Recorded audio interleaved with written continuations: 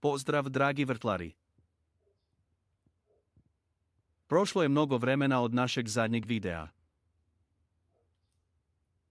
Bilo je mnogo posla u bašti, pa se nismo stigli javiti sa novim videom.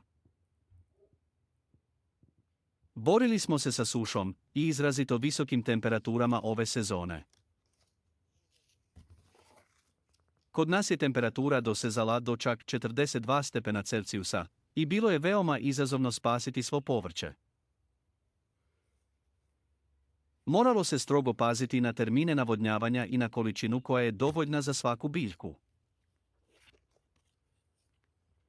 Navodnjavali smo obilno i kasno uvečer, kao i rano ujutro da ne bi bilo paleži na biljkama i da biljke ne bi oskudjevale sa vodom.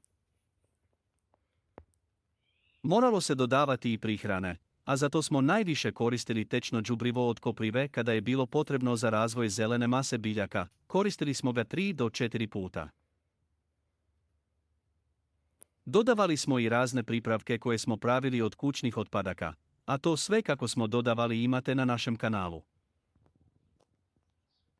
Potom smo dodavali i tečno đubrivo od peletiranog kokošjeg izmeta, njega smo dodavali ove sezone oko 5 do 6 puta. Na kraju smo dodavali tečno đubrivo od gave za 2 puta za razvoj i uvećanje plodova. Uglavnom sve što smo koristili je organsko bez imalo hemije, tako da smo dobili 100% organski uzgojeno povrće. Ali na kraju uspješno, koliko se može reći za ovu sezonu. Kako ste svi vi, kakvo je stanje u vašim baštama, vrtovima i plastenicima? Da li ste zadovoljni sa prinosima ove sezone? Da li je i kod vas ove sezone dugo trajao ovaj toplotni val i kako ste se nosili sa tim? Da li ste imali probleme sa plamenjačom, sa paleži na biljkama i nekim drugim bolestima na povrću ili sa nekim drugim štetnicima? Šta je to što vas je najviše mučilo ove sezone pri uzgoju povrća? Za početak videa u komentar napišite odakle nas gledate i pratite, i kakav je prinos rajčice ove sezone kod vas.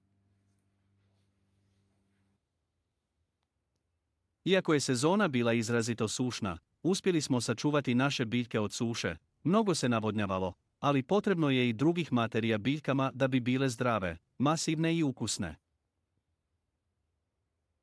Prinosi su nešto manji nego prošle sezone, ali sve u svemu, zadovoljni smo. Naša najteža rajčica iz prve berbe ove sezone je težila 874 grama, ali bit će i druga berba, informisat ćemo vas na našoj Facebook stranici o težini. Na presjeku rajčice smo posebno zadovoljni, nije mnogo vodenasta, a suhom tvari obiluje, šteta što vam ne možemo proslijediti miris i ukus. A sada krenimo sa pripremom prihrane. Potrebno je 40 grama svježeg kvasca. Usitnite ga i otopite u manjoj posudi sa nešto vode i dobro izmješajte. Svježi kvasac sadrži veći broj živih i aktivnih ćelija u trenutku upotrebe. Ovi mikroorganizmi pomažu u razgradnji organske materije u tlu i povećavaju dostupnost hranjivih tvari biljkama. Nakon toga, dodajte 4 kašikice šećera i sve opet izmješajte. Glukoza je snažan izvor vitalnosti za biljke, kao i građevinski materijal sličan proteinima za ljude. Važan uvjet za asimilaciju šećera je prisutnost ugljičnog dioksida u tlu, a tu će nam pomoći kvasac. Sve ćemo dodati u litar mlijeka i promiješati. Mlijeko u smjesi je veoma važno, jer sadrži kalij, kalcij, sumpor, fosfor, magnezij, bakar, mangan, željezo i druge elemente. Hranjive tvari u mlijeku su savršeno izbalansirane i omogućavaju biljkama optimalan rast i poboljšavaju imunitet. Na kraju smjesu dodajemo u veću posudu i dodajemo i 1 litar surutke. Surutka podržava korisne bakterije u zemlji, Korisna je za prihranu bilja te kao fungicid i insekticid. Veoma je korisna u zaštiti paradajza od plamenjače, ali i patliđana, paprike, krastavaca, tikvica, vinove loze i nekih voćnih kultura. Sada pripremite 2 kante za zalijevanje sa 4 litra vode u njima, dodajte po 1 litar dobivene smjese i još jednom promiješajte i možete krenuti sa zalijevanjem vaših rajčica. Bitno je napomenuti da ovu smjesu čim napravite i potrošite ju, jer dužim stojanjem smjesa gubi svoje benefite, tako da je najbolje odmah i utrošiti. Dakle, ako smjesa stoji predugo, može početi da se kvari, pa je preporučljivo koristiti je svježu, ili je držati u frižideru na kratko da bi se sačuvala njena nutritivna svojstva.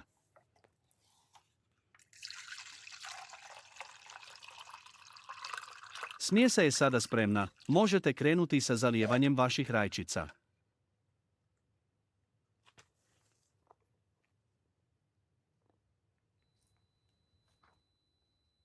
Dovoljno je svakoj biljci rajčice dodati oko 250 do 500 ml smjese.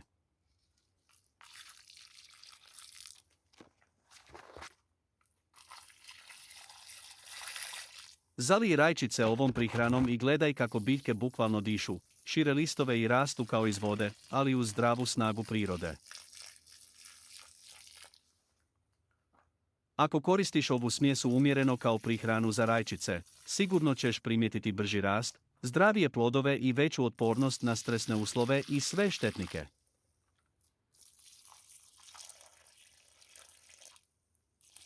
Ova prihrana je sada veoma potrebna da bi se u plodovima povećala količina suhe tvari, te da bi rajčice bile sočne, ali ne i vodenaste, a također veoma otporne na sušu i na štetne uvjete.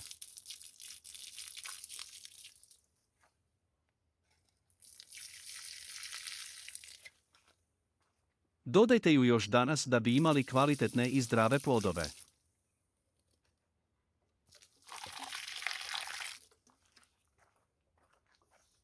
Kada je u pitanju koliko puta u sezoni se može koristiti, preporučljivo je 2 do 3 puta tokom jedne sezone da se zaliva sa ovom smjesom, na početku pri sadnji presadnice, čime se jača korijen, a nakon toga još jednom pri obilnom cvjetanju, kao i pri napredovanju listova i samih plodova.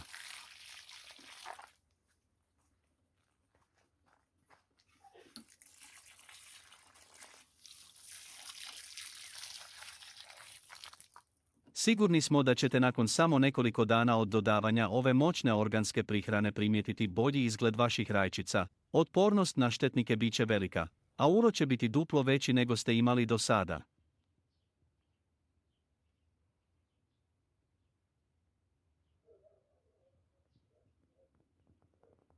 Svaka kap rastvora je poput čarolije za tvoje povrće, rast plodova je zagarantovan.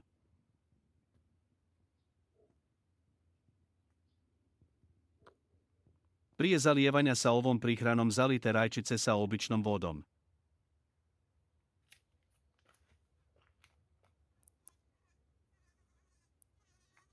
Avgust ne oprašta greške u vrtu.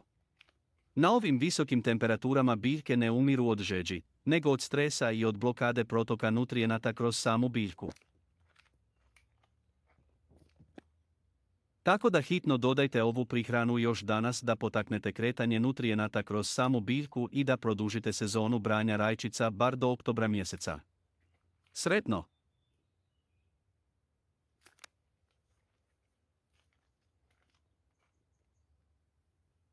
Nadamo se da vam se video dopao i da će koristiti.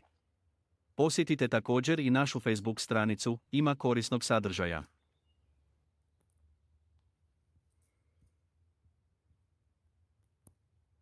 Toliko za ovaj put, ako vam se video dopao bacite like, zapratite ovaj kanal i kliknite na zvonce da biste bili obavješteni o novim videozapisima. Podijelite video sa prijateljima i pogledajte također i ranije objavljene videozapise. Hvala na gledanju i ostajte zdravo!